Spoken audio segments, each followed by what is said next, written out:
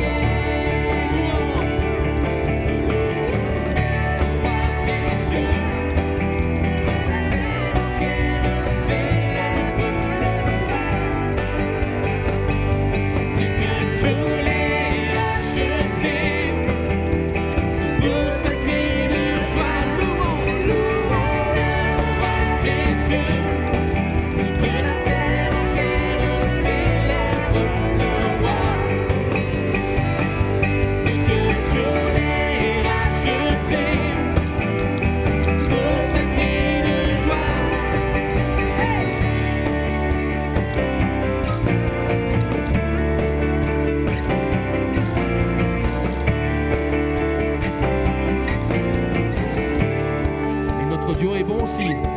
Et je chante car tu es bon, et je danse car tu es bon, et je crie de joie.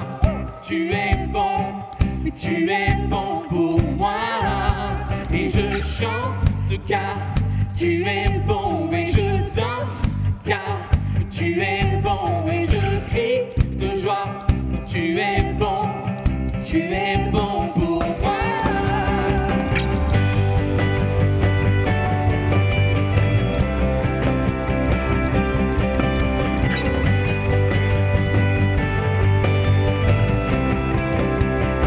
Je veux le proclamer.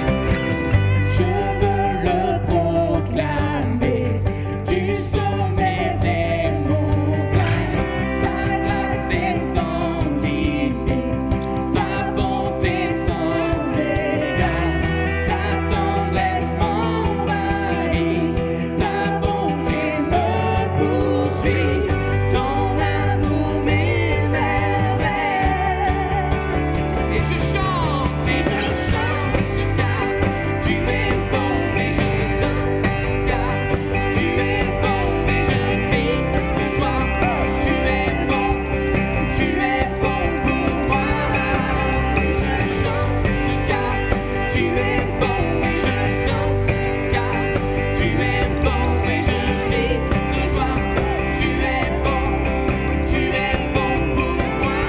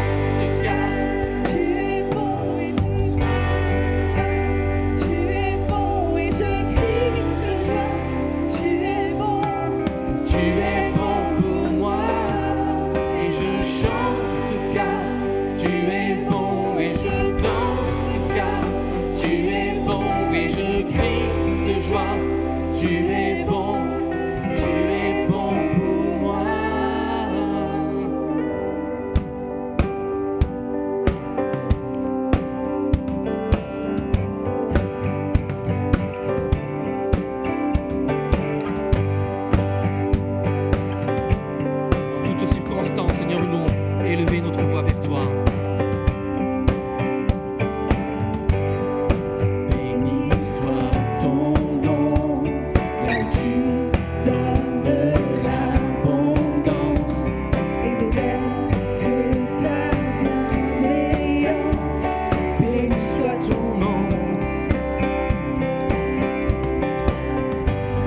Et béni soit ton nom, quand ma vie traverse un désert, quand je marche en terre inconnue.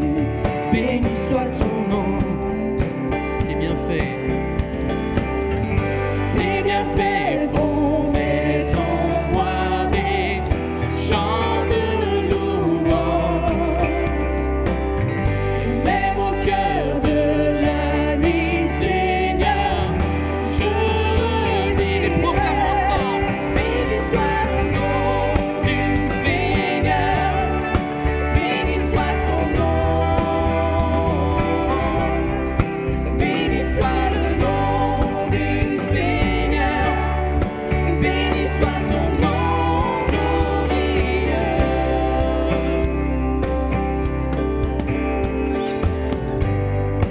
Béni soit ton nom, quand sur moi brille le soleil, quand la vie semble me sourire. Béni soit ton nom.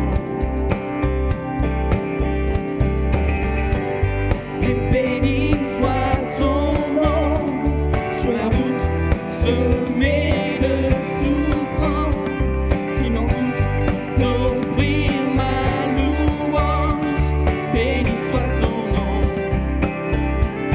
Tes bienfaits, Père, Tes bienfaits font naître en moi des chants de louange.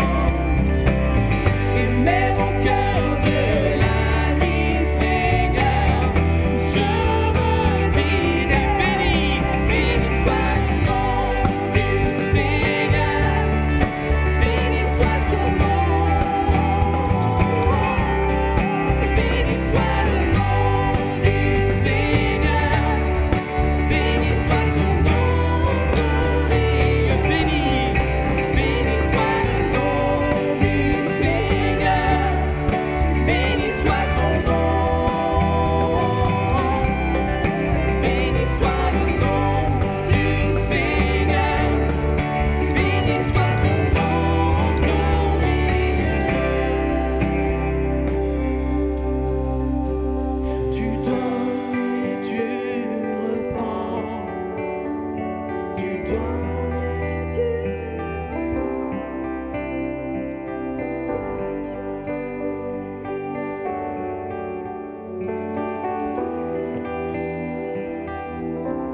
tu donnes.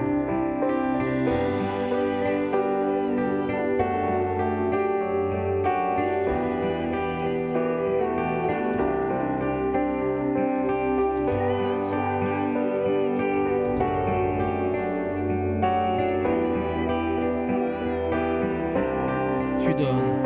Tu donnes et tu reprends, tu donnes et tu reprends.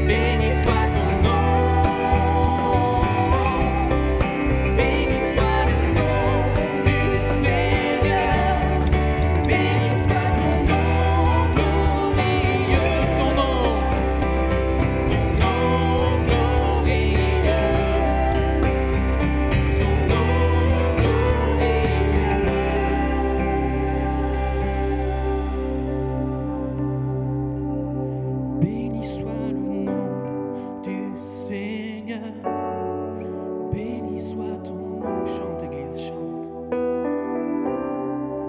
Béni soit le nom.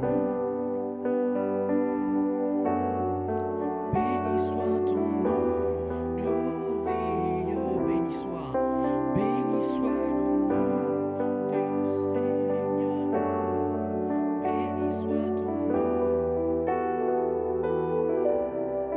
Béni soit le nom. Béni soit ton nom. Je vous invite à élever vos voix tous ensemble pour célébrer ce Dieu si grand, si fort qui est le nôtre. Élevons nos voix ensemble. Alléluia, Seigneur. Tu es très digne.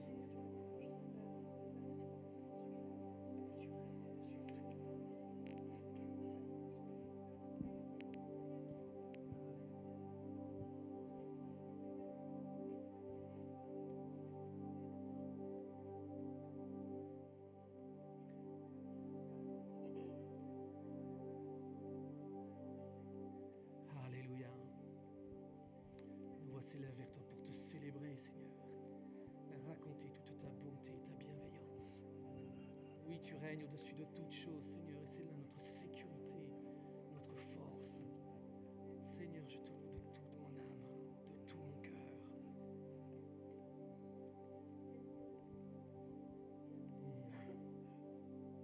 Gloire à ton nom, Seigneur.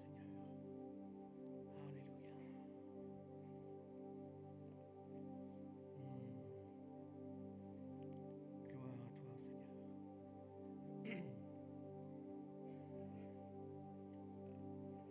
Béni sois-tu, Seigneur. Alléluia. Ton nom est grand.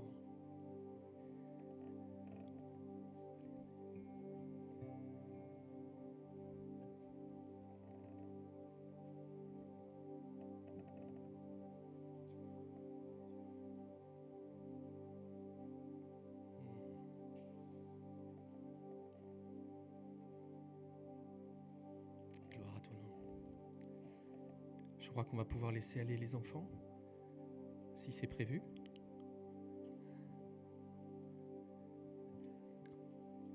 Si c'est pas prévu, ils restent avec nous. Merci.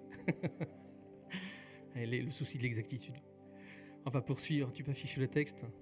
La suite du psaume 34. C'est un psaume qui m'a beaucoup encouragé en ce début d'année. Parce on vient de voir qu'il y avait une forte exhortation à célébrer notre Dieu, à tourner les regards vers lui, quelles que soient les circonstances. Et ce chant vient de le dire. Seigneur, des fois tu donnes, parfois tu reprends. Mais cette phrase est forte pour moi. Mon cœur choisit de dire béni soit ton nom. Et voilà le fruit d'une telle disposition. Je me suis tourné vers l'Éternel et il m'a répondu. Oui, il m'a délivré de toutes mes frayeurs. Et là, cette promesse, qui regarde vers lui est rayonnant de joie et son visage n'aura pas à rougir de honte. Un malheureux a appelé et l'Éternel a entendu. Il parle de lui, David, car il l'a délivré de toutes ses détresses. Encore une promesse. L'ange de l'Éternel campe autour de ceux qui le craignent et il les délivre. Amen. L'ange de l'Éternel campe autour de ceux qui le craignent et il les délivre. C'est pas peut-être, c'est pas selon le contexte ou les circonstances, c'est une vérité absolue. Quelle grâce nous avons d'avoir un Dieu comme celui-ci. Et cette invitation, goûter, constater que l'Éternel est bon. Oui, heureux l'homme qui trouve son refuge en lui. J'ai envie que cette année, ce soit ce programme qui nous soit proposé. J'ai envie de me mettre en marche derrière ces paroles, parce qu'elles sont tellement vraies, tellement fortes, tellement réconfortantes. Il n'y a pas de risque à aller vers l'avenir lorsque notre vie est fondée dans de telles promesses, n'est-ce pas? Alors je vous propose qu'on puisse prendre ce chant, qui est un vieux chant, mais qui est tellement vrai. Ta bienveillance, ô Éternel, vaut mieux que tout ce que j'ai vu. Amen. On va se lever ensemble et prendre ce chant dans une unité particulière, où on veut s'unir avec ceux qui souffrent, ceux qui sont dans la difficulté, pour leur dire, souviens-toi, la bienveillance de l'Éternel est éternelle. Elle n'a pas de variation, il n'y a pas d'ombre de changement, elle est toujours la même. Et à l'issue de ce temps, de ce chant, on pourra prendre un temps de louange individuel pour ceux qui ont envie de s'exprimer et de remercier le Seigneur pour l'année écoulée, mais aussi pour confesser toute notre espérance pour l'année qui est devant nous. Amen.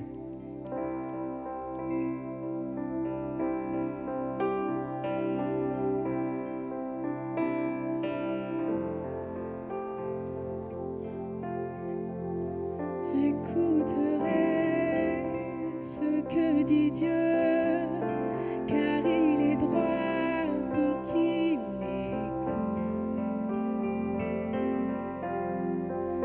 Sa paix divine est sur tous ceux qui vont à lui, combien le doux.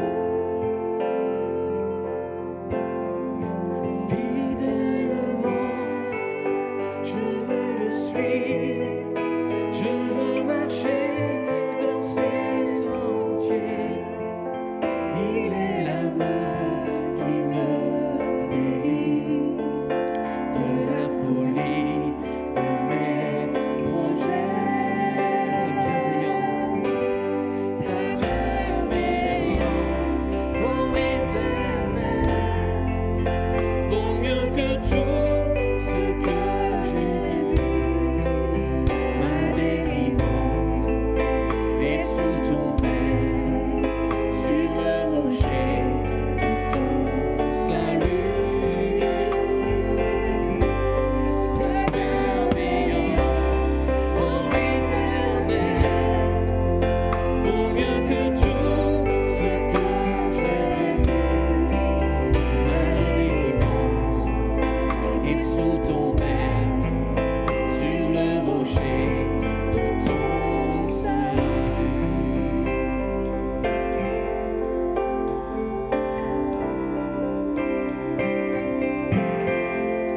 Sa gloire est proche, son règne vient, et le pays est accusé. Lorsque la crainte est en chacun, lorsque son nom est exalté, marchons en paix, suivant son pas, en justice et en vérité. Recevons tout ce qu'il voudra, ce que sa main veut nous donner. Ta bienveillance, mon éternel, vaut mieux que tout ce que j'ai vu. Ma délivrance est sous ton aile, sur le rocher de ton salut. Ta bienveillance, mon éternel, vaut mieux que tout ce que j'ai vu. Ma délivrance est sous ton aile, sur le rocher de ton salut.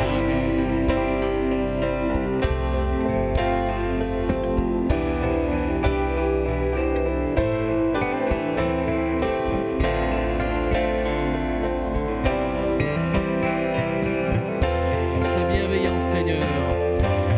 Ta bienveillance, mon éternel, vaut mieux que tout ce que j'ai vu.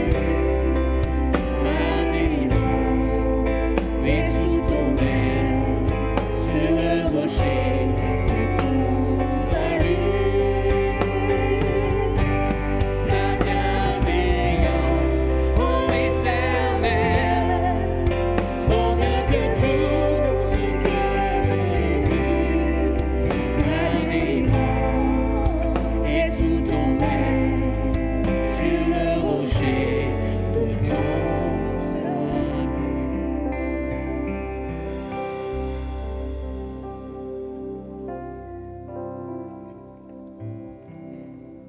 Seigneur, pour ma part, je vais élever ma voix pour confesser ta bienveillance. Cette année n'a pas été forcément celle que je souhaitais ou que j'attendais, Mais en regardant en arrière, Seigneur, combien je ne peux constater un fait. Tu as été fidèle en toutes choses. Tu as marché devant moi, tu as été mon arrière-garde. Tu as été celui qui m'a protégé de tous côtés, ainsi que ma famille. Seigneur, je veux élever ton nom et témoigner de ta fidélité. Reçois ma reconnaissance ce matin, reçois ma louange et reçois aussi ma confession de confiance en toi pour ce qui est devant. Tu es un Dieu sûr, fort, certain. Je te bénis de tout mon cœur. Amen. Alléluia. Béni soit ton nom. Ton nom est grand, notre Dieu. Gloire à toi. Merci Seigneur parce que tu nous aimes. Et malgré tout, tu nous aimes. Et même si on a des doutes de ce qui va nous arriver, tu nous aimes, Seigneur. Sois glorifié dans nos vies ce matin. Amen. Comme tous les jours de cette année. Alléluia. Jésus, Amen. amen. Amen. Merci Père. Seigneur Jésus, nous te remercions pour la paix que tu nous donnes. Amen. Alléluia. Cette paix qui nous permet de traverser cette tempête depuis 2 ans. Combien d'entre nous avons été affectés d'une manière ou d'une autre. Mais Seigneur, nous gardons les yeux fixés sur toi. Tu as tout vécu.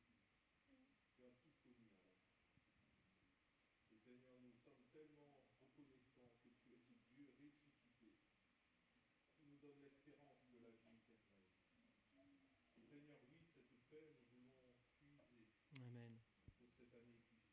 Tu es notre Dieu. Parce que tu as toujours été bon envers nous. Amen. Merci Seigneur. Gloire, louange t'appartient. Amen.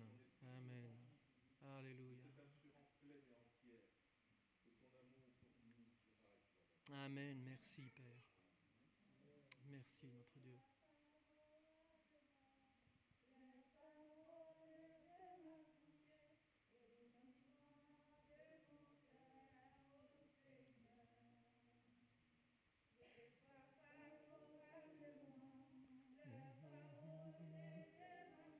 Amen.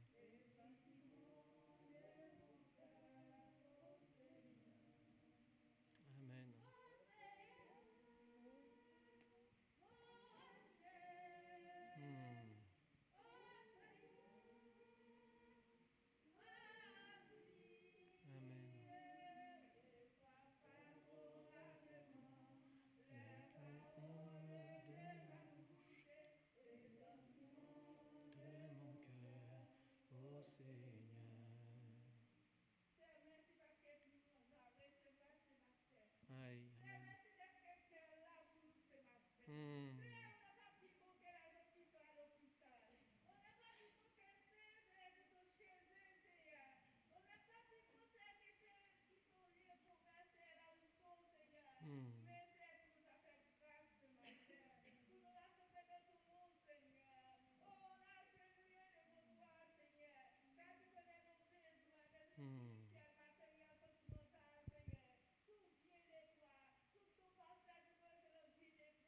Amen. Amen.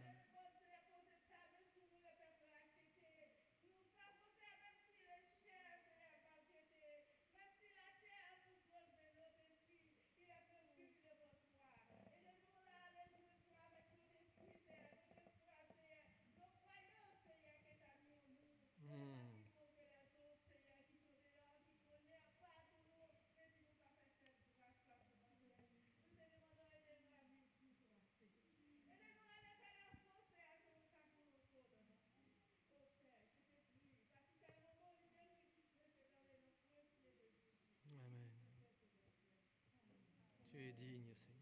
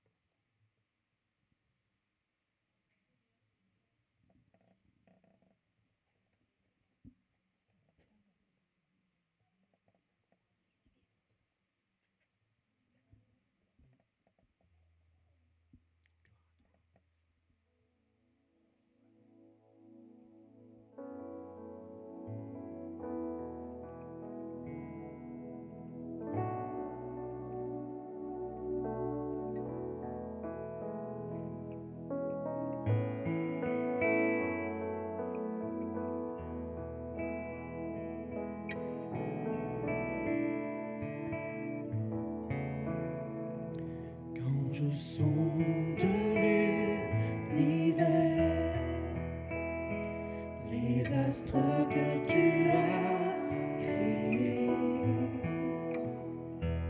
les océans, les mers, tout me révèle ta majesté. Alors mon âme veut s'écrier de tout mon cœur, je veux chanter. Oh Dieu, tu es infiniment grand, éternel,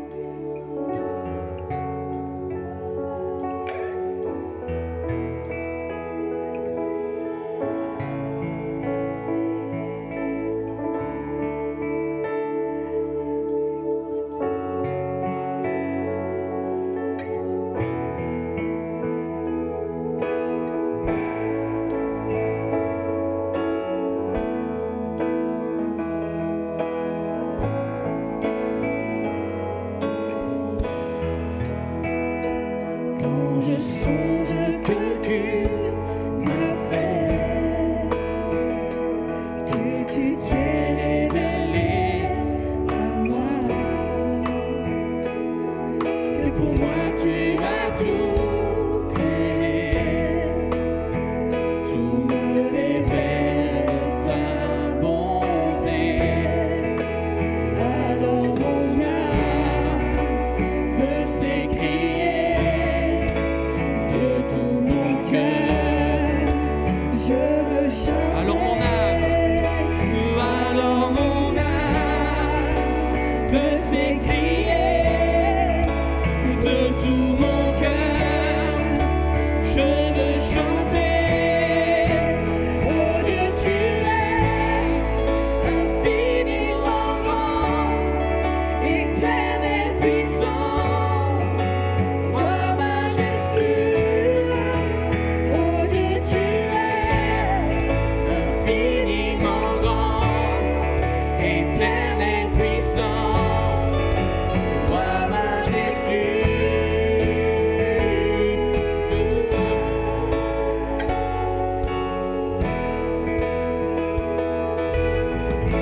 Quand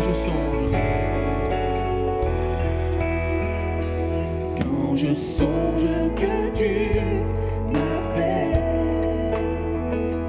que tu t'es révélé à moi, que pour moi tu as tout créé, tout me révèle ta bonté. Alors mon âme veut s'écrier de tout mon cœur, je veux chanter. Alors mon âme veut s'écrier de tout mon cœur, je veux chanter. Oh Dieu, tu es infiniment grand, éternel, puissant, roi majestueux. Oh Dieu, tu es infiniment grand, éternel, puissant, roi majestueux.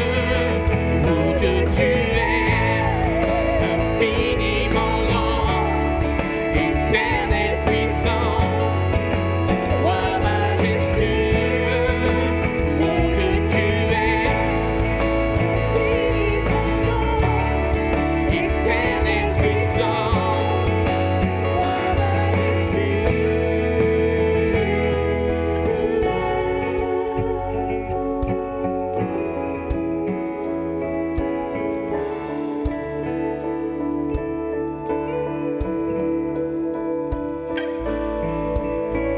Offrons à notre Dieu cet Alléluia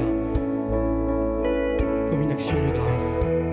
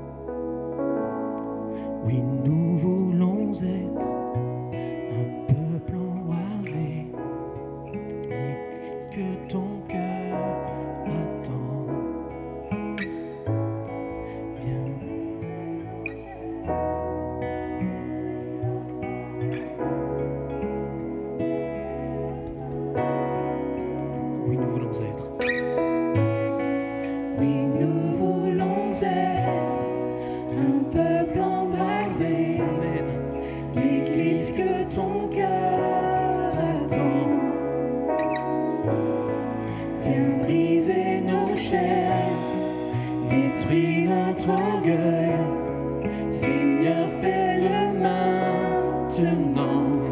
Notre Père plein de bonté, nos cœurs à toi s'abandonnent. Pour ce monde que tu as tant aimé, Seigneur, voici nos couronnes. Esprit de Dieu, Esprit du Dieu vivant, souffle du nord, souffle du sud, souffle de l'est, souffle de l'ouest, Esprit de Dieu, Esprit du Dieu vivant, souffle des quatre vents,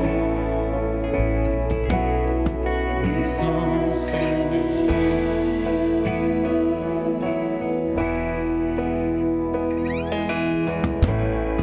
Envoie ta puissance, rends-nous les témoins d'un royaume qui se répand.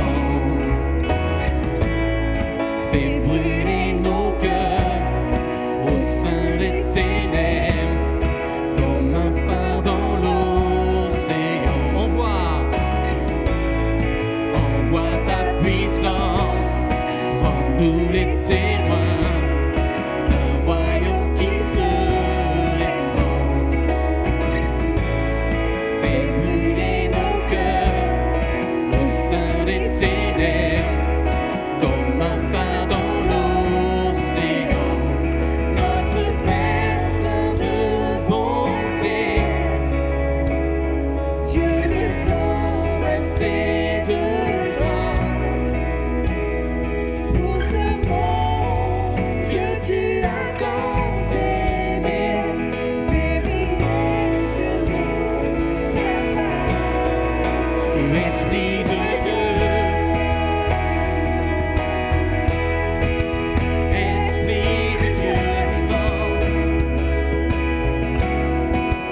souffle du nord, souffle du sud, souffle de l'est, souffle de l'ouest, Esprit de Dieu, Esprit de Dieu vivant, souffle des quatre vents, descends sur nous. Et ensemble que ton règne vienne, Seigneur. Que ton règne vienne, ta volonté soit faite sur la terre comme au ciel, sur la terre comme au ciel. Faisons monter à Dieu notre prière. Que ton règne vienne, ta volonté soit faite sur la terre comme au ciel, sur la terre comme au ciel.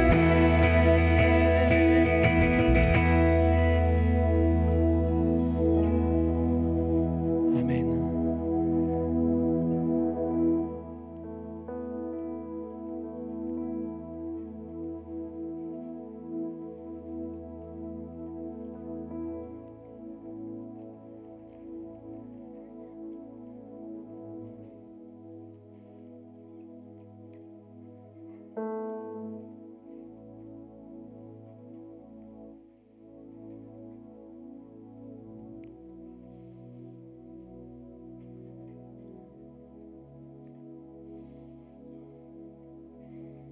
Vous m'entendez? Bonjour. Vous étiez tellement bien debout, j'aimerais vous inviter à rester, à revenir debout. Pour ceux qui le peuvent.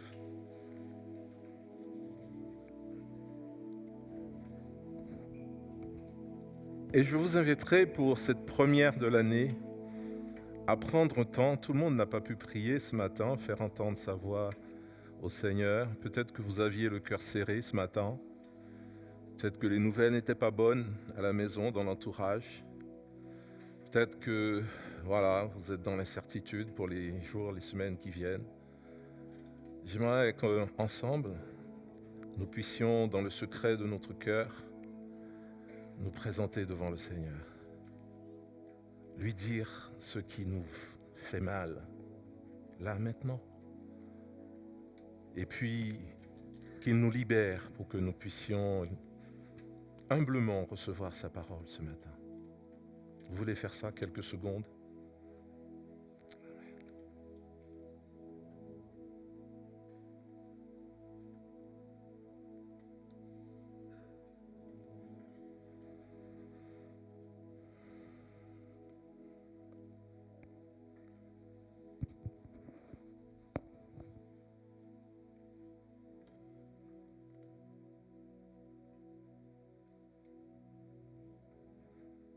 Seigneur Jésus,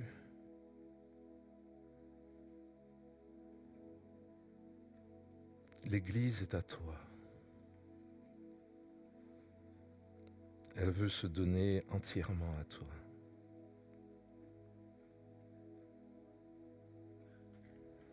Et nous, dans son sein, nous sommes, pour beaucoup, fatigués, harassés par l'incertitude, l'inquiétude, la douleur, la souffrance.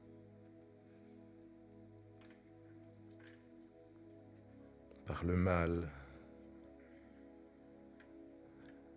Et nous prions à toi, Seigneur. Viens nous consoler. Par ton esprit, par ta parole vivante, touche-nous au plus profond de notre être. Ne nous laisse pas partir sans que tu nous aies guéris. Ne nous laisse pas partir sans que tu nous aies parlé. Ne nous laisse pas partir sans nous remplir de ta vie. Que toute gloire, honneur et louange t'appartiennent ce matin. Aujourd'hui, ici à Ponto-Combo, mais aussi dans tous les lieux où ton nom est proclamé, célébré, loué, prié. Viens, Seigneur Jésus. Viens, Seigneur Jésus. Amen. J'aimerais vous souhaiter une magnifique année 2022. Je dis ça sans être facétieux, malgré tout ce que nous entendons, malgré tout ce que nous vivons.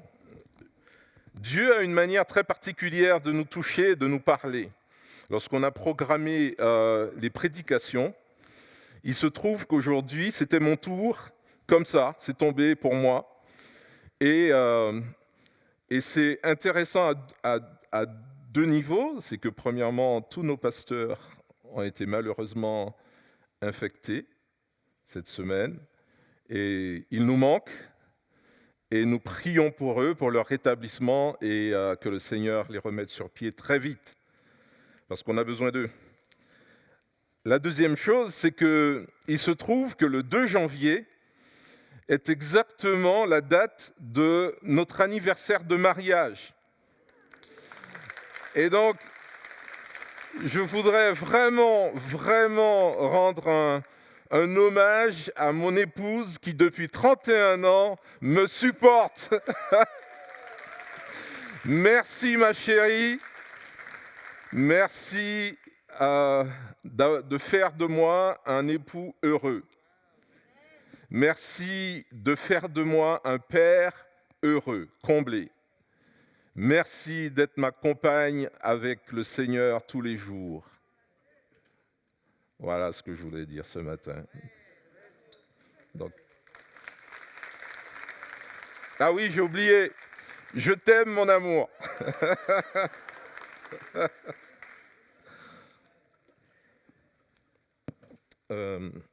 Yes.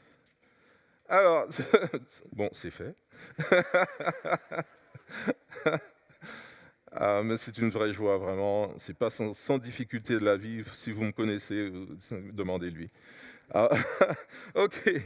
Alors ce matin, la mission qui m'a été donnée, c'est de pouvoir introduire la série que nous allons vivre, ce premier trimestre 2022, sur la parole. Et le thème qui m'a été imposé, c'est celui-ci. Quelle est l'importance de la parole de Dieu pour vous en 2022 ? Vous pouvez dire en un mot, quelle est l'importance de la parole de Dieu pour vous aujourd'hui? Oui? J'ai pas entendu. Fondamental, essentiel, la lumière, le réconfort, la nourriture, la vérité, la vie. Ah, moi j'aime bien la vie, parce que pour moi c'est la vie.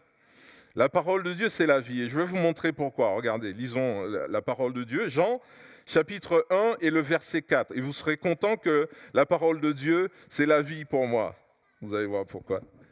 Au commencement, nous dit la parole de Dieu, au commencement, la parole existait déjà. La parole était avec Dieu et la parole était Dieu. Elle était au commencement avec Dieu. Tout a été fait par elle et rien de ce qui a été fait n'a été fait sans elle. En elle était la vie.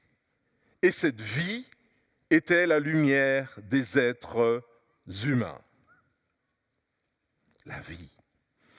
Et heureusement que j'ai choisi la vie parce que je vais utiliser le mot vie comme un acrostiche pour vous montrer les 3 éléments essentiels, je pense, qui constituent toute la force, toute la puissance de la parole de Dieu. La parole, le V de vie pour la vérité, le I de vie pour intentionnel, le E pour éternel. Et vous êtes content que je n'ai pas utilisé le mot miséricordieuse, hein? Ok. Pourquoi la parole de Dieu est la vérité? Simplement parce que la Bible nous dit, en Psaume 119, verset 160, « Ta parole, dans sa totalité, est vérité, et tout le droit que tu as établi dans ta justice est éternel. »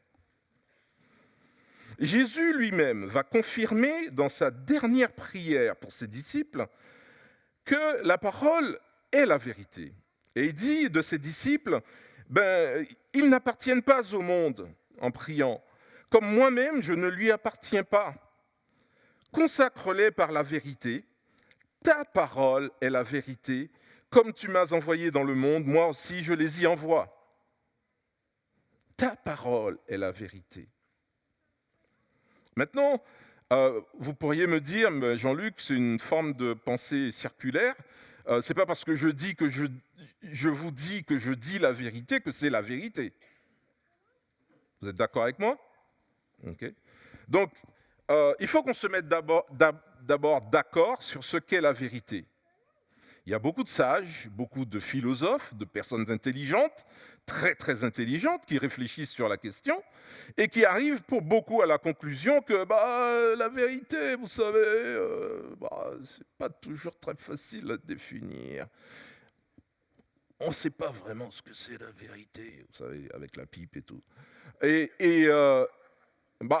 Si on ne sait pas ce que c'est vraiment la vérité, pourquoi est-ce qu'on vous écoute? On pourrait se poser la question. Mais on est plutôt d'accord sur ce que c'est la vérité. Pour qu'on parle de la vérité, il faut que ce que je dis corresponde à la réalité observable, que vous pouvez voir. Okay? Ça, c'est une première chose. Et l'autre chose, c'est qu'il faut que ce que je dis soit cohérent, que ça tienne la route. Vous voyez Alors, je m'explique. Je vais vous donner un exemple. Imaginons que je vous dise que la semaine dernière, j'étais au zoo de Beauval.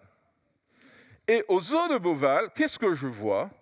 Un panda qui fait du hip-hop, un éléphant qui vole, et surtout un mouton paresseux qui courait les 100 mètres pour se préparer aux Jeux Olympiques de 2024. Les enfants, c'est vrai ce que j'ai dit ou pas? Pourquoi c'est pas vrai? Oui? Mais qu'est-ce qui n'existe pas? Et c'est moi qui le dis. Ah, ah. Ok, donc, mais en fait, c'est pas vrai parce que j'ai pas été aux eaux de Beauval, en fait. J'ai jamais été aux eaux de Beauval, je sais pas ce que c'est. Non, mais c'est vrai, elle a totalement raison. Il est probable, très vrai, que j'aille aux eaux de Beauval. Ça, c'est une réalité. Mais un éléphant qui vole, un panda qui fait du hip-hop, surtout un mouton paresseux qui court les 100 mètres, alors là, c'est même pas la peine. Non, bien sûr, tout ça, c'est faux parce qu'il n'y a pas de correspondance avec la réalité. Et la Bible est formidable parce qu'elle nous parle de choses qui sont dans la réalité, ancrées dans la réalité. Par exemple, la Bible nous donne des personnages historiques. Vous voyez, on a le roi David. Alors, il y a des gens qui disent « Ouais, mais on ne sait pas s'il a existé. » Ok, d'accord. Le roi Nebuchadnezzar. Le roi Nebuchadnezzar, tout le monde sait qu'il a existé. Historiquement, vous prenez un livre d'histoire hors la Bible, on sait que c'est... César a existé. Hérode a existé. Tous ces personnages, ce sont des personnages réels, historiques, qu'on peut vérifier. Hein, l'histoire nous enseigne. La Bible se situe dans une zone géographique très connue, Jérusalem, la Palestine, on en parle encore aujourd'hui, la Perse qui est aujourd'hui l'Iran, l'Arabie. On connaît tous ces pays-là. Géographiquement, ça a du sens. Alors, en dehors du jardin d'Éden, dont on ne sait pas vraiment d'où c'est, etc., il faudrait peut-être le lire autrement. Mais voilà, on a une connaissance très vérifiable de ce que dit la Bible. Et puis, la Bible aussi, elle nous parle de personnages réels, concrets. Je ne sais pas, moi, si vous prenez Abraham, c'est un homme comme tout le monde. C'est un homme qui est...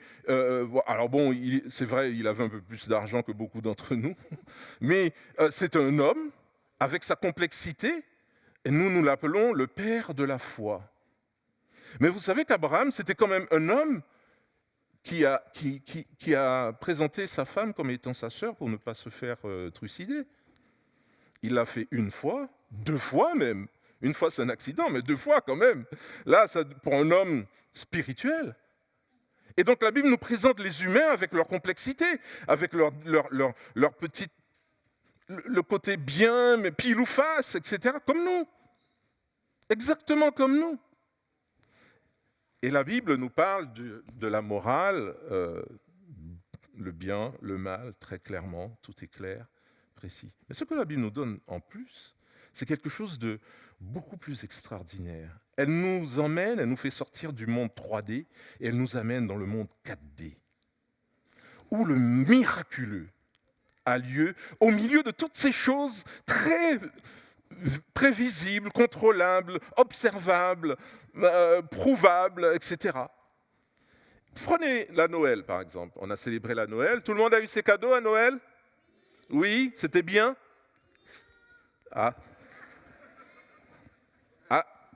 J'ai créé un incident diplomatique, je crois.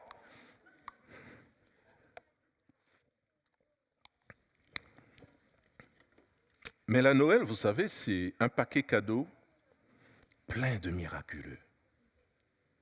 Ça se passe dans un lieu connu.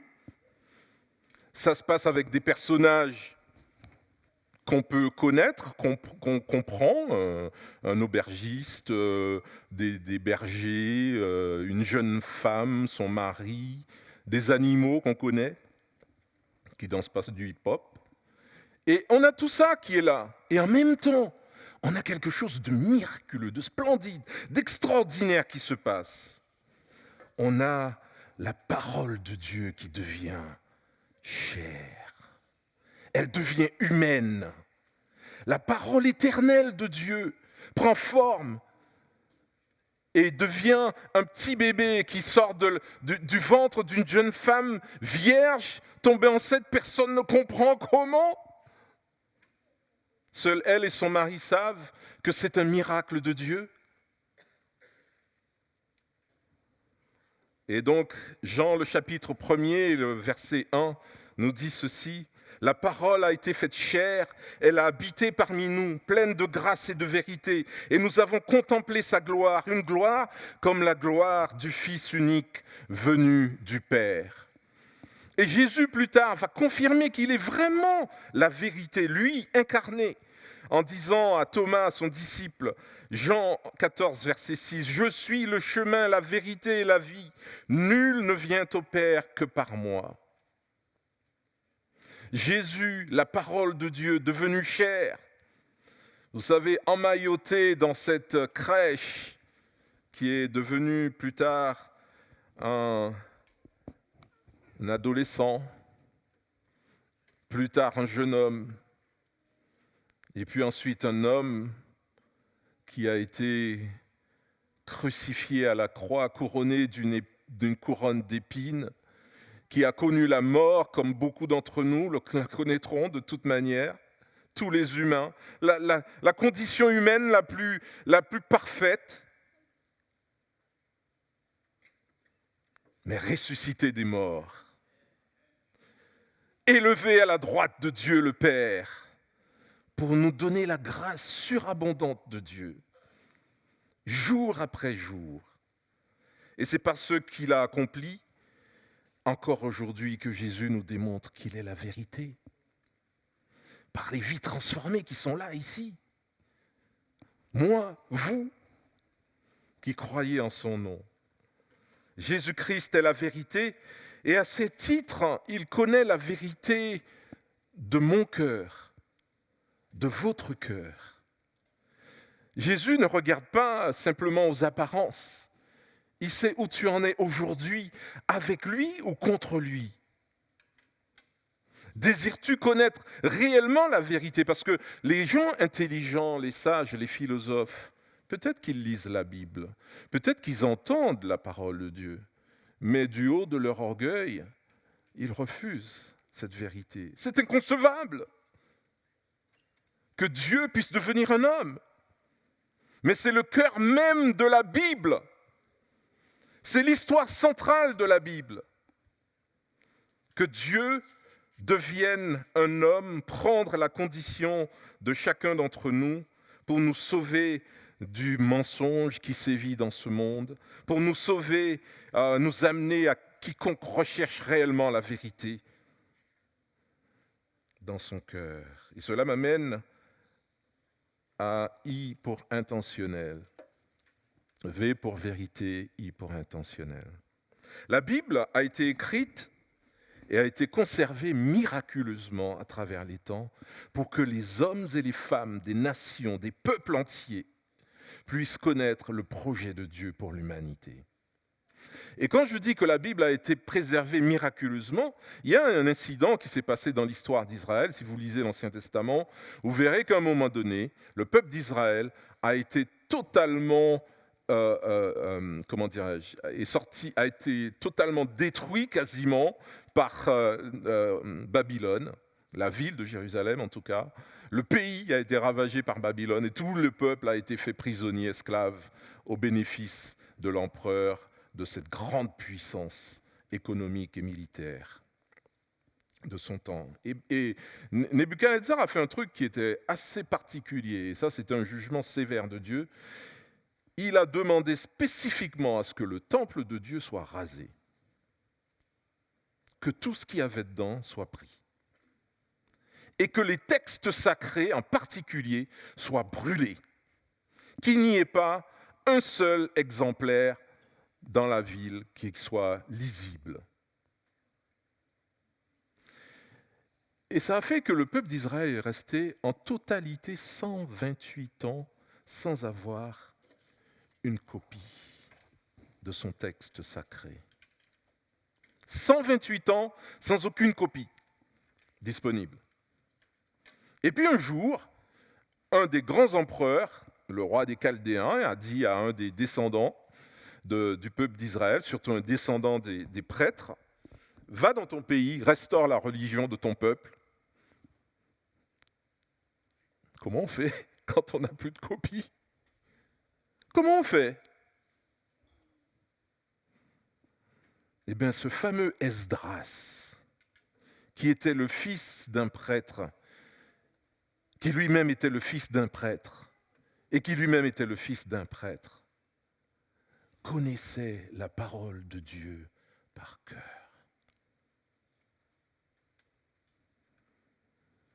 Et il a pris 5 scribes. Un scribe, c'est quelqu'un qui était capable d'écrire à l'époque, parce que tout le monde ne savait pas écrire, voyez-vous.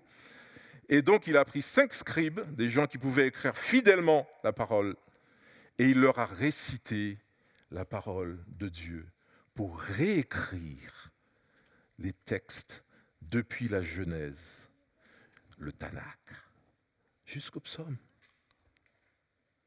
Il connaissait tout. Il connaissait tout par cœur. C'est quoi les versets que tu connais de la Bible? Par cœur. T'en connais 1? 2? Alors, ce n'est pas de la performance qu'on cherche, mais c'est si on a une intention vis-à-vis de la parole de Dieu, ben on a besoin de l'apprendre par cœur. Et j'aime bien ce texte du psaume 119, que vous connaissez tous par cœur, bien sûr. « Je garde ta parole au fond de mon cœur afin de ne pas pécher contre toi. » C'est tellement important de savoir enregistrer, garder dans son cœur. Peut-être qu'un jour, on nous prendra tout ça de la main. Vous savez, c'est arrivé dans l'histoire. Nos bien-aimés en Chine ont du mal à se trimballer avec une Bible comme ça, ordinaire, que nous avons à 3, 4, 5, 6, 10 dans la maison. Méditons la parole de Dieu par cœur. Mettons-la au fond de notre cœur. Dieu est aussi intentionnel envers nous par rapport à la parole de Dieu pour une autre chose, c'est qu'il veut changer nos cœurs. Avec la parole de Dieu, alors c'est le texte un peu, ça va, tout le monde arrive à le lire. Mais voici l'alliance que je ferai dans la communauté d'Israël. Après ces jours-là, déclare l'Éternel, je mettrai ma loi à l'intérieur d'eux. Je l'écrirai dans leur cœur. Je serai leur Dieu, ils seront mon peuple. Personne n'enseignera plus son prochain ni son frère en disant, vous devez connaître l'Éternel. Car tous me connaîtront, depuis le plus petit jusqu'au plus grand d'entre eux, déclare l'Éternel. En effet, je pardonnerai leurs fautes et je ne me souviendrai plus de leurs péchés. Dieu veut ton cœur. Il veut mettre sa parole dans ton cœur. Du plus petit jusqu'au plus grand. Nous avons besoin de tremper dans la parole de Dieu. Nous avons besoin, c'est essentiel pour nous. Nous avons besoin que nos enfants connaissent la parole de Dieu. C'est essentiel pour eux dans cette société dans laquelle nous vivons. Où est le gouvernail? Où est la boussole? La parole de Dieu est la vérité. La Bible, vous savez, a pour seul objectif de conduire le lecteur, que vous lisiez de la Genèse jusqu'à l'Apocalypse, de fixer notre regard vers Jésus-Christ. Que vous lisiez la Bible de la Genèse jusqu'à l'Apocalypse, le seul point focal des Écritures, c'est Jésus-Christ. Et pourquoi je dis ça? C'est parce que Jésus a accompli 400 prophéties de l'Ancien Testament. Et je vous ai mis en bas un calcul qui a été fait, et quelqu'un qui s'est penché sur la question, et il dit pour simplement 8 des prophéties accomplies, il a fallu une chance sur combien? Ça se dit comment, ça?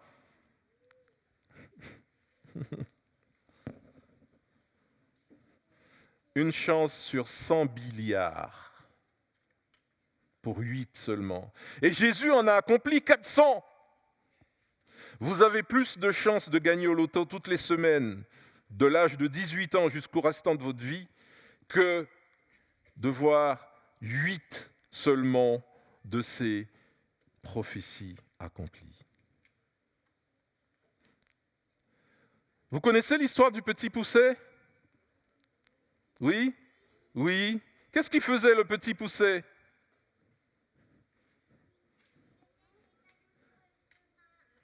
Oui, il mettait des cailloux sur le chemin pour pouvoir faire quoi? Retrouver le chemin à la maison, rentrer chez papa et maman qui essayaient de le perdre dans la forêt. Alors, c'est pas un bon exemple pour de famille, hein, j'avoue que là. Mais le petit Poucet, il a fait ça, il laissait des cailloux. Et l'Ancien Testament, c'est comme ça, il y a des cailloux partout dans l'Ancien Testament pour nous conduire à Jésus-Christ. J'ai un ami qui était follement amoureux d'une jeune femme. Il n'était pas très beau gosse. Et la fille était plutôt jolie. Donc, il n'y croyait pas beaucoup à ses chances. Et comme ce n'était pas un don Juan, il n'avait pas la parole facile, il cherchait un moyen. Et puis un jour, c'était des jeunes chrétiens. Et donc, un jour, la jeune femme est partie en mission en Europe. C'est un Américain. Hein, et donc, comme les Américains savent bien organiser les trucs, vous savez, donc jour 1, ils font tant de kilomètres, ils arrivent à tel endroit, à telle adresse, tel numéro de téléphone, etc. Donc, il a eu tout le parcours de cette jeune femme pendant son voyage missionnaire. Et qu'est-ce qu'il a fait? Il s'est arrangé pour que la veille de chaque arrivée, on reçoive un cadeau à son intention. Et chaque jour, elle recevait un cadeau d'amour différent dans une ville différente d'Europe au nom de ce jeune homme. Et vous imaginez ce qui s'est passé à la fin? Oui, ils se sont mariés quand même. Ouais, ils se sont mariés. Je ne vais quand même pas dire que le contraire. C'est un happy ending. Donc oui, c'est un fait véridique. Je les connais tous les deux d'ailleurs. Mais donc voilà. Mais c'est ça que Dieu a fait pour nous. C'est qu'il nous a laissé des traces dans les Écritures pour que notre regard se tourne vers Jésus-Christ, pour que nous puissions voir à quel point il nous aime. Parce que ce que Dieu veut, c'est que nous comprenions que sa parole est devenue chair. Elle est venue habiter parmi nous, pleine de grâce et de vérité, nous disent les Écritures. Et pourquoi? Voilà pourquoi. Voici comment Dieu a manifesté son amour pour nous. Il a envoyé son Fils unique dans le monde pour que par lui nous ayons la vie. Son amour pour que nous ayons la vie. Dieu nous aime. Dieu t'aime. Dieu m'aime. C'est pour ça qu'il a préservé ce livre. Ce livre est un message d'amour. Du commencement jusqu'à la fin. Dieu t'aime. Maintenant, est-ce que tu connais l'amour? Est-ce que tu sais ce que c'est que d'aimer? 31 ans de mariage et je découvre encore l'amour. 31 ans de mariage et je me dis, heureusement que Dieu m'aime. Heureusement que Dieu m'aime. Parce que si Dieu ne m'aimait pas, et que mon épouse n'était pas sûre de ça, elle ne serait plus avec moi depuis très longtemps.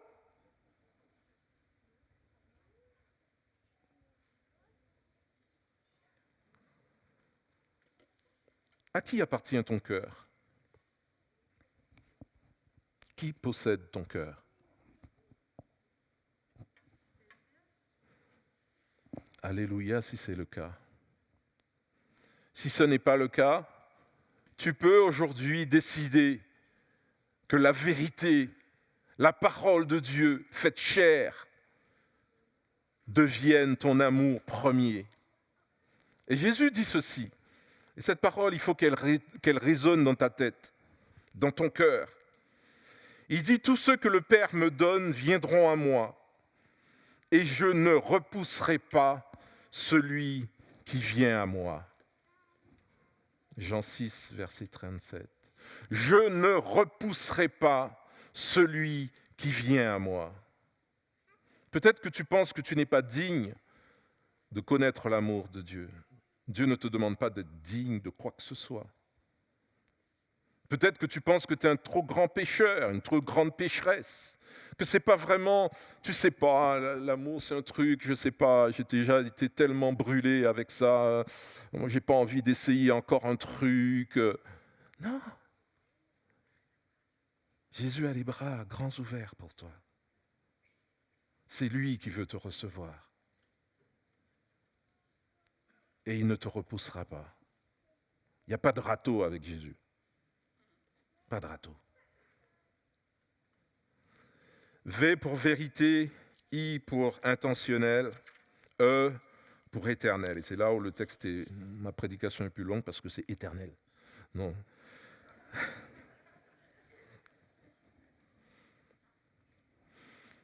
Nous vivons dans un monde, dans une génération qui croit dans les licornes, qui croit dans les fées, qui voit de la magie partout. On croit dur comme fer dans l'intelligence artificielle. Et la religion qui unifie tout ça, c'est la religion du transhumanisme. Il y a beaucoup à en dire, mais je ne prendrai pas de temps là-dessus. Tout simplement, il faut savoir que dans cette pensée, on a envie de se passer de ce corps périssable, faible, prompt à la maladie, aux souffrances, aux défauts, aux carences. Nous sommes dans une génération qui ne supporte plus ça. Et ce qu'on nous propose en retour, c'est quoi ? On nous propose d'entrer dans un monde, un univers différent, où on va vous implanter dans la tête une capacité à vous connecter à 5G, à l'intelligence artificielle, pour vous rendre super intelligent, vous voyez, mais vraiment brillant, brillantissime, à l'instant T. Vous connaîtrez toutes les stats de Lionel Messi depuis qu'il était en CP. Et même si vous le souhaitez, vous pouvez claquer du doigt et dire « Ah, j'aimerais bien voir l'échographie prénatale de Léo. Voir comment il était s'il tapait déjà dans le ballon, dans le ventre de sa mère, tu vois. » Tout sera à votre portée. C'est ce qu'on vous vend. On vous donne la possibilité de vous augmenter avec des métaux rares, inaltérables. Ça ne va pas rouiller, ça ne va pas se casser. Vous deviendrez invincible. Vous pourrez comme ça vivre des centaines d'années, que dis-je, des milliers d'années, peut-être même éternellement. Vous serez des dieux. Alors, j'ai oublié de vous dire quand même que dans cette histoire, vous n'êtes pas conviés, moi non plus. Pour avoir accès à ça, il faut un pass. Mais pas le pass sanitaire. Il faut un pass VIP, il faut un pass milliardaire. Vous n'aurez pas droit à ça. Et moi, je dis heureusement. Mais c'est le paradis qu'on nous propose aujourd'hui. Il faut que les intelligences supérieures de ce monde et les illionnaires qui promettent cet aboutissement de l'humanité fassent attention parce que Dieu avait déjà parlé à des dieux qui eux-mêmes aussi étaient remplis d'orgueil. Des puissances bien supérieures à nous. Et Dieu leur dit, j'avais dit, vous êtes des dieux, oui, vous tous, vous êtes des fils du Très-Haut. Cependant, vous périrez comme tous les hommes, et vous tomberez comme n'importe quel dirigeant.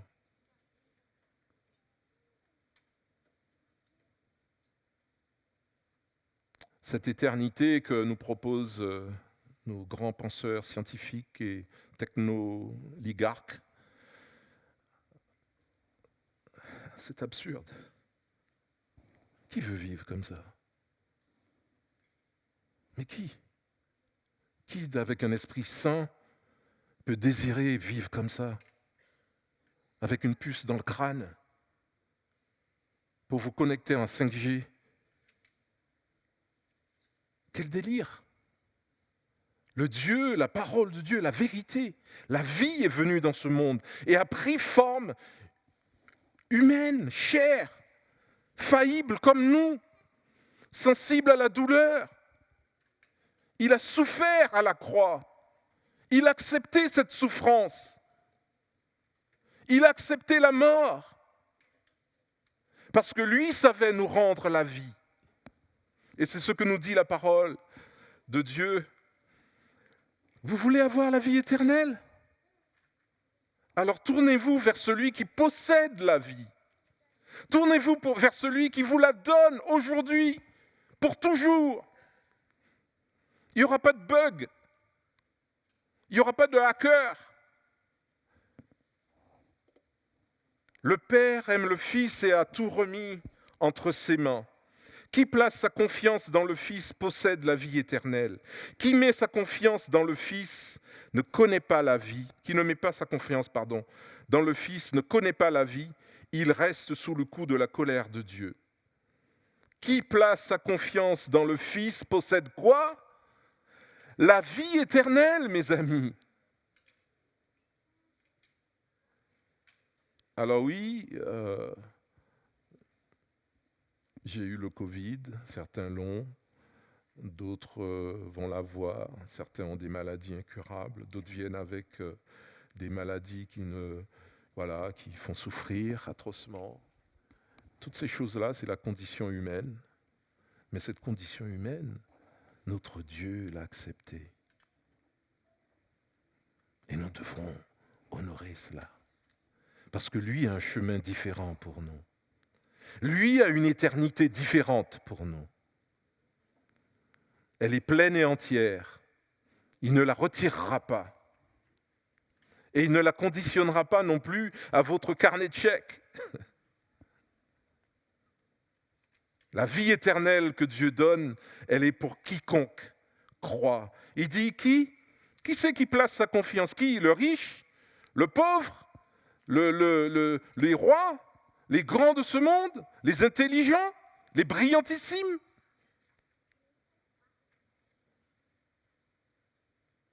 Qui?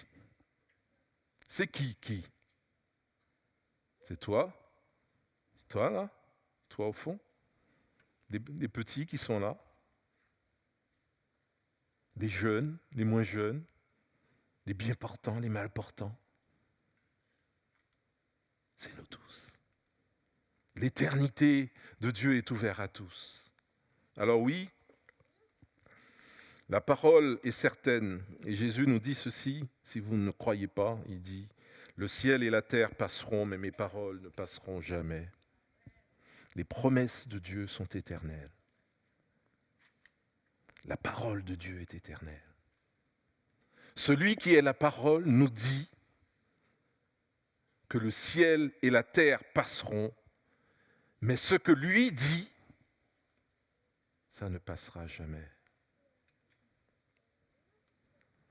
Et il nous dit, quiconque croit, quiconque a le Fils, a la vie éternelle. Oui, la parole de Dieu est la vérité. Elle est intentionnelle pour que nous craquions pour l'amour de Dieu. La parole de Dieu est éternelle parce qu'elle est pleinement réalisée en Jésus-Christ. Et c'est cette bonne nouvelle qui nous est demandée d'annoncer en 2022. C'est cette bonne nouvelle qui nous est donnée. C'est une occasion extraordinaire, le temps que nous vivons, pour pouvoir partager l'Évangile, mes amis. Il y a tellement d'hommes, de femmes, de jeunes qui sont dans le désespoir depuis 2 ans.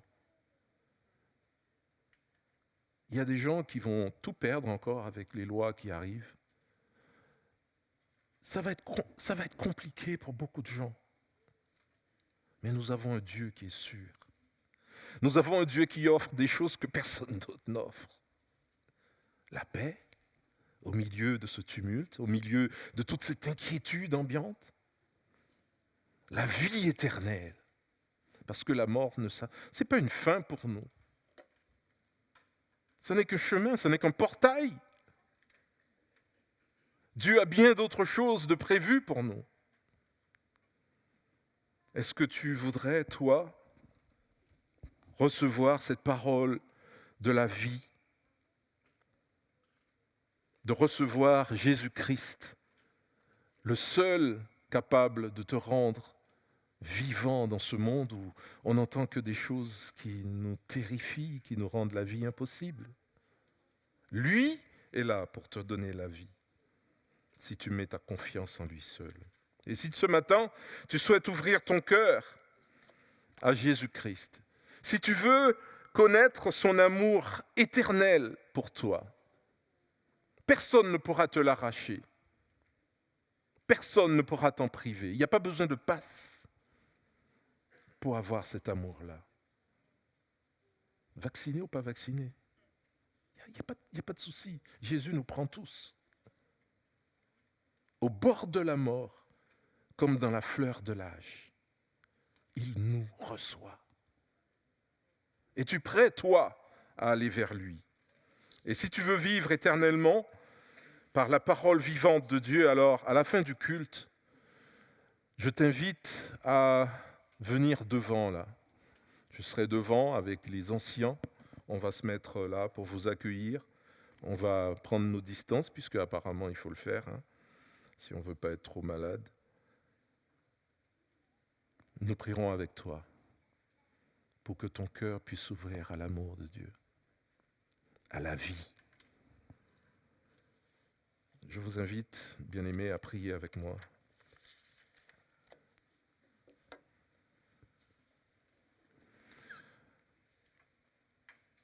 Merci Seigneur parce que tu es la vie. Combien d'entre nous avons expérimenté cela? Combien d'entre nous ont vécu cette rencontre avec toi qui a bouleversé toute notre existence? Merci parce que tu es la vérité. Merci parce que, Seigneur Jésus, ton amour pour nous est intentionnel. Tu ne nous abandonnes pas. Tu as tout fait pour que nous puissions regarder à Jésus-Christ. Tu as semé des cailloux comme le petit poussé partout pour que nos regards se tournent vers toi, vers lui et lui seul. Merci Seigneur pour cette éternité que tu nous donnes. Merci parce que tu veux que nous puissions vivre avec toi une vie bénie, glorifiée et dans ta présence. Alors je prie ce matin, s'il y a quelqu'un, un homme, une femme, un jeune, un enfant qui veut te connaître, Seigneur, je prie que tu le pousses à toi, que tu l'attires à toi, que tu lui donnes cette vie pleine et entière dont elle a besoin. Tu sais faire ça, Seigneur. Tu l'as fait pour moi, tu l'as fait pour beaucoup d'entre nous ici. Alors, Seigneur, ouvre les cœurs et donne-nous de pouvoir te recevoir pleinement. Gloire à toi. Amen.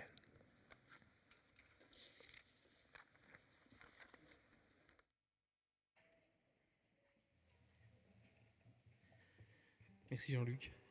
Je propose de prendre ce chant qui, dans le refrain, dit « Je veux crier à toi plutôt que de me plaindre, compter sur toi, te louer à nouveau. L'espérance et la joie seront dans ta présence. » C'était vraiment une invitation à répondre à l'appel que Jean-Luc fait résonner ce matin, à prendre le temps d'être dans la présence de Dieu et que sa parole pénètre nos cœurs jusqu'à changer nos mentalités, nos manières de penser et de voir. Je vous invite, si vous le voulez bien, à vous lever. Et on va prendre ce chant ensemble.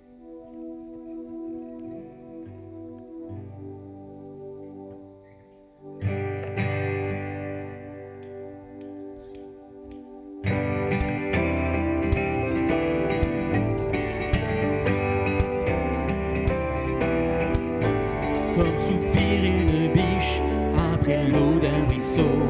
Moi aussi, ô Seigneur, je soupire après toi. J'ai soif de toi, mon Dieu, d'être là devant toi, de venir dans ton temple, me présenter à toi, pour qu'enfin me reviennent les souvenirs d'antan, où heureux je courais vers ta maison. Je veux crier à toi, plutôt que de me plaindre, je veux compter sur toi, te louer à nouveau. L'espérance et la joie seront dans ta présence. Je veux crier à toi, mon sauveur et mon Dieu.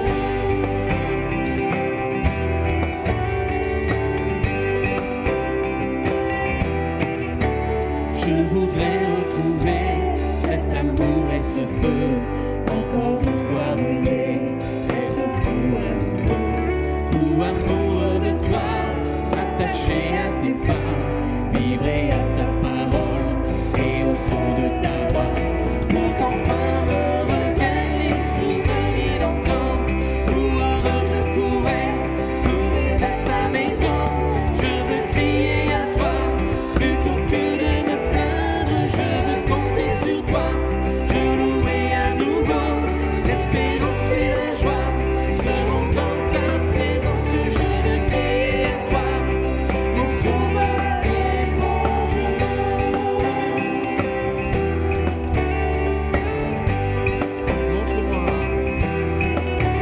Montre-moi, ô Seigneur, chaque jour ta bonté, ta grandeur et ta grâce, et moi je chanterai celui qui de ma vie est maître, celui qui m'a choisi et qui m'a fait renaître, pour qu'enfin me reviennent les souvenirs d'antan, où heureux je courais vers ta maison. Je veux crier à toi, plutôt que de me plaindre, je veux compter sur toi, te louer à nouveau. L'espérance et la joie seront dans ta présence. Je veux crier à toi, mon sauveur et je veux crier à toi, plutôt que de me plaindre, je veux compter sur toi, te louer à nouveau. L'espérance et la joie seront dans ta présence. Je veux crier à toi, mon sauveur et mon Dieu. Je veux crier à toi, plutôt que de me plaindre, je veux compter sur toi, te louer à nouveau. L'espérance et la joie seront dans ta présence. Je veux crier à toi, mon sauveur et mon Dieu, mon sauveur et mon Dieu, mon sauveur et mon Dieu, mon sauveur et mon Dieu. Amen. Je vais laisser la place à Franck.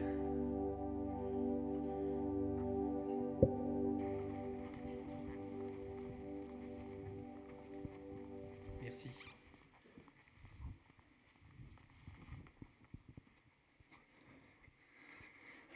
Rebonjour à ceux que je n'ai pas salués tout à l'heure.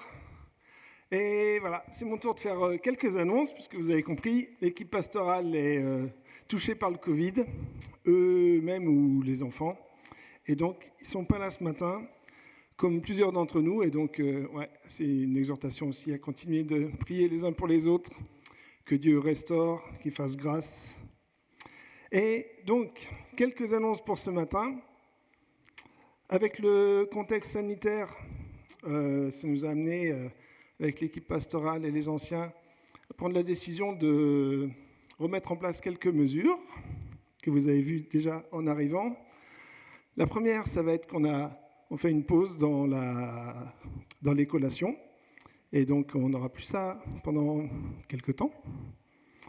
La deuxième, vous l'avez vu ce matin en arrivant, on laisse une place libre entre chaque groupe, entre chaque famille.